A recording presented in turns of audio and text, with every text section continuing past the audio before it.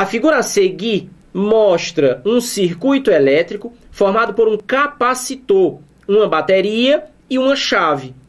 Após a chave ter ficado ligada por um longo período de tempo, a carga no capacitor em microcoulombs. Cuidado na leitura das unidades de medida. Esse mi que aparece antes do C, o C é de coulomb, que é a unidade, o mi é micro, que é o prefixo da unidade de medida.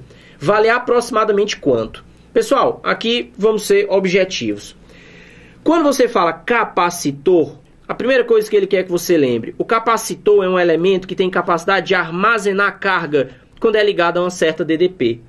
Repara no circuito, ele fecha a chave. No momento em que a chave é fechada, esse ponto aqui da direita, esse ponto aqui da esquerda, ficam com o mesmo potencial elétrico. Você vê que aqui você tem um fio de ligação, um fio que não tem resistência. Então, se ali tem A volts, aqui também vai ter A volts. Embaixo acontece a mesma coisa. Vamos chamar esse ponto de B volts, um fio de ligação, um fio sem resistência. Esses dois pontos têm potenciais iguais. O que é que isso significa? Olha para o teu capacitor. O capacitor indicado na figura com uma capacitância de 6. O que é que está escrito aqui, pessoal? Micro, o F é de quê? Farad, a medida de capacitância. Esse capacitor está ligado entre os pontos A e B. Essa é a diferença de potencial entre os terminais do capacitor. Aí você vai dizer, Idelfrânio, eu procurei no enunciado, ele não disse o valor da DDP entre A e B, mas ele disse na figura. Olhe para o lado direito da figura. O ponto A representa o polo positivo da bateria. O ponto B representa o polo negativo. E a diferença de potencial está indicada aqui como 12 volts. Essa questão já era, hein? A capacitância vale 6 microfarads. A quantidade de carga é o que ele quer que eu descubra. E a diferença de potencial é de 12 volts. Observe, então, que a quantidade de carga aqui seria 72 microcoulombs, que é a unidade de medida de carga no sistema internacional. Então, a alternativa correta aqui para a gente nessa questão seria o item C de casa. Agora, queria aproveitar que a gente está de olho na figura, me escuta, mas não tira o olho da figura, para a gente fechar aqui fazendo um comentário sobre a carga do capacitor.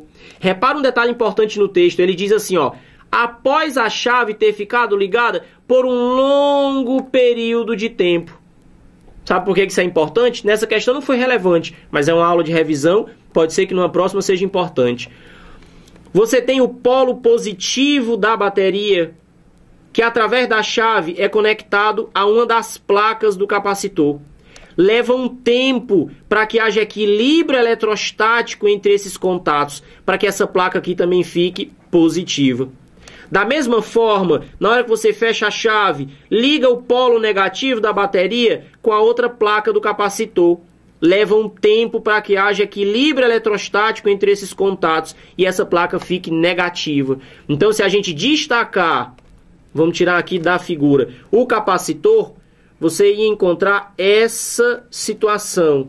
Depois de um tempo, uma das placas positivamente carregada, a outra negativamente carregada, porque foi conectado a uma diferença de potencial.